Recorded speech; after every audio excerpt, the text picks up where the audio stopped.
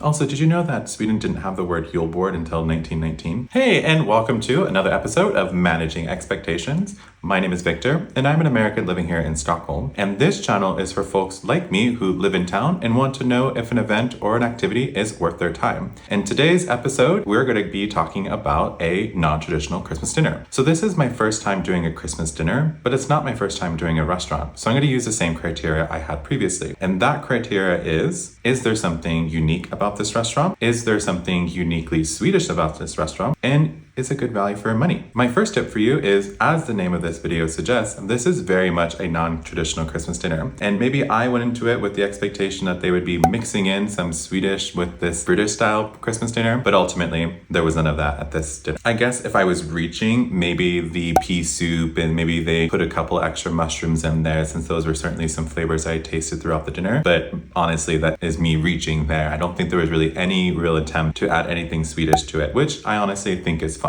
And for the record, I did go with some of my friends who are both British, Swedish, and also some that even came from Northern Ireland. And they did say that they had a really good time and that the food was really authentic. So I guess if you are visiting Stockholm from the UK or maybe somewhere else in Europe and you want to try a British style Christmas dinner, not sure why you wouldn't want to try a Swedish one, but if you do want to try a British one, like this would be a really great restaurant to do that if you're coming here for the holidays. Before I talk about my next tip, I just want to say, if you are enjoying this video, please give me a like and even consider subscribing. So my second tip for you is that if this is the first time you're going to a Christmas dinner in Sweden, you would normally go up to the buffet and pick out all the things that you would like. But given that this is a sit-down restaurant, it's going to be served in courses, where you often, for these types of Christmas dinners, will actually write to the restaurant and say what you'd like off the menu, which is very Swedish in and of itself. But what that means is that you're not going to have kind of the Christmas dinner that across that buffet. And you're certainly not going to get any of the sort of classic Christmas food that you would get here in Sweden. And you might be wondering, Victor, what do you mean by kind of classic Swedish Christmas dinner? So usually a Christmas dinner in Sweden is served at a buffet, and it usually has like three kind of sections: the cold food, warm, and then desserts. And the cold food is where the pickled herring that the internet loves to talk about Sweden and other Scandinavian countries. And the pickled herring is usually served in a couple different flavors. Really the only one I like is the mustard one. There's a particular onion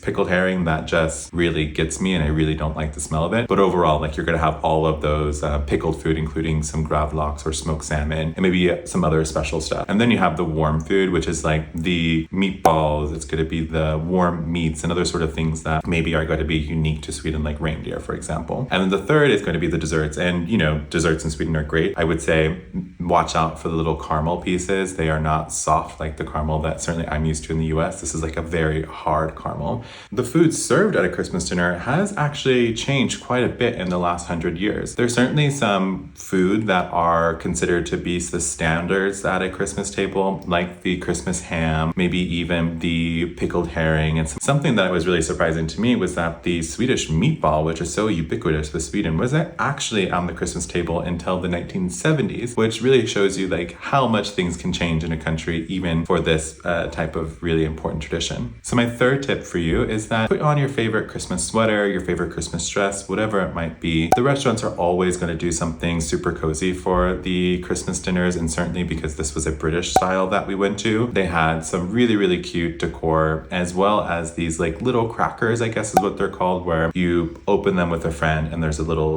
toy or maybe even a question or a riddle of something. So I think a lot of these restaurants will do something nice for the Christmas dinner, since it is a special menu. And also, if you're coming to town and you don't speak Swedish, this particular Christmas dinner was all done in English, which was really nice. So something to know about Christmas dinner is that it's usually served buffet style, which means the food can sometimes be sitting out for quite some time. And I know a lot of the restaurants and certainly people at home take care to make sure that they're not serving their guests food that's going to make them sick, but it still happens. Over 400,000 people every year get sick, which is pretty wild. I also learned that the word Julbord didn't really get used until 1919, and you couldn't really even go out to a restaurant or a Christmas dinner until after World War II. So it was mostly something people did at home. So do I think that going to a non-traditional Christmas dinner is worth your time? Yeah, totally. And I think that's for both people who live in Sweden and have gone to a kind of traditional Christmas dinner, but even for those who are maybe new to Sweden and haven't tried a Christmas dinner here in town, like going to a non-traditional one is a really nice time. And does this Julbord offer something Swedish? I mean, no. And I kind of went into this Julbord thinking that there was going to be some Swedish food at the table, but ultimately there wasn't. And I guess that's totally fine. I was certainly excited to have a break from some of the food that we had just had a few months ago during midsummer. And do I think this is value for your money? Yeah, I mean, I don't think this Christmas dinner was any more expensive or any less expensive than other Christmas dinners I've done in town. It was 660 per person, and if you were to add drinks, it was maybe another 200 or 300 kroner, so kind of inching up to the 1,000 range, so which is certainly expensive for a dinner, but it didn't necessarily feel any more expensive than others that I've done in town. Thank you so much for watching this episode of Managing Expectations, and don't forget to like and subscribe.